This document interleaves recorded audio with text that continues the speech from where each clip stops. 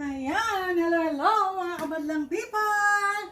Ayan, magjujuice po tayo ng meron po akong nakaprepare dito na orange, tsaka carrots, pipino, at malunggay. Lalagyan ko ng konting ginger. Ayan, gagawin natin yung juice. Una natin yung malunggay. Ayan. Sunod natin yung ginger, luya. Isunod natin yung orange.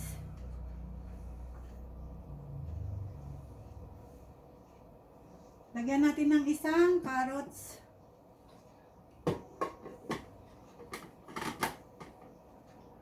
Ayan, nakaready na po, nakasaksak na. Ay, di pa pala. Di pa pala nakasaksak. Sorry po.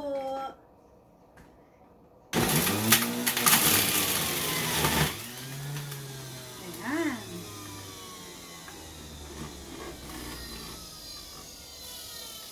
Sunod natin yung carrots.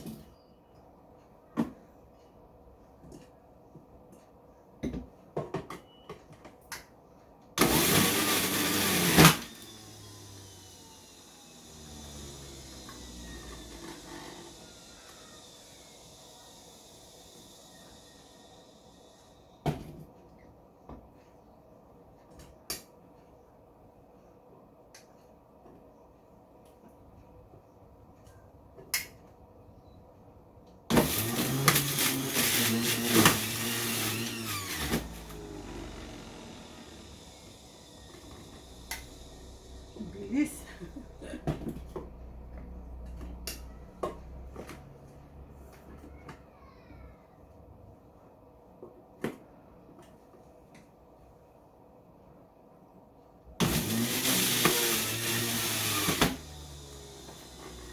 Ayan, meron na tayong juice.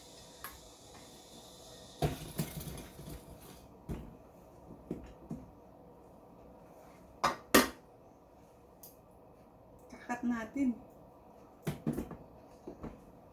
Hindi ko yung butchig. Kakat natin. Masyado mataas.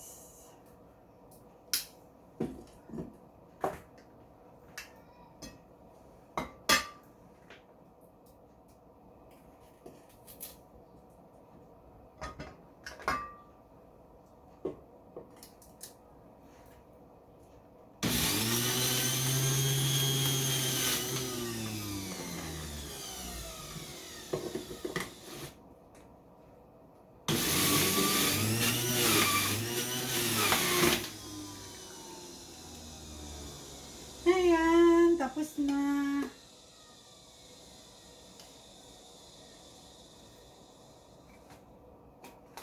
Meron na tayong juice na iinumin.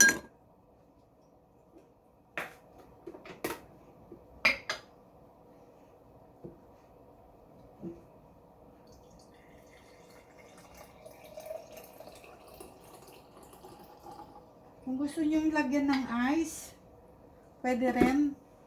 Pero ako, hindi ko muna lalagyan ng ice.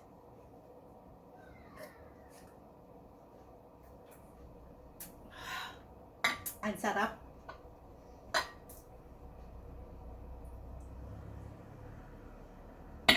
Ayan, mga kamadlang people, meron na tayong juice.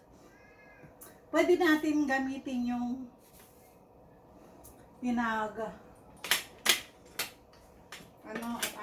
sapal, yung tawag ba yun? Malinis naman to dahil hinugasan ko.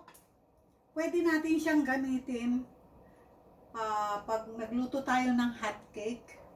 Pwede rin natin isali. Pag sa fishball, yung bola-bola, hot cake yun, hot cake nga. Pag nagsabay tayo ng Shanghai, pwede din. Kasi sapal ito ng prutat. Pwede natin gamitin din. Kasi malinis naman. Kailangan yung i-juice natin, lilinisin na natin yung mga prutas.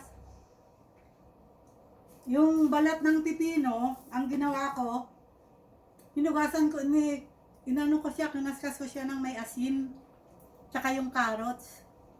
Hinugasan ko mabuti, or kung hindi naman, balatan nyo na lang. Pwede din. Kasi yung carrots, binalatan ko eh. Pero yung pipino, hindi. Kaya, inano ko siya ng asin.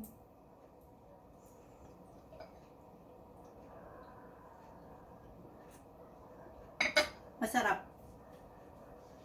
Thanks for watching!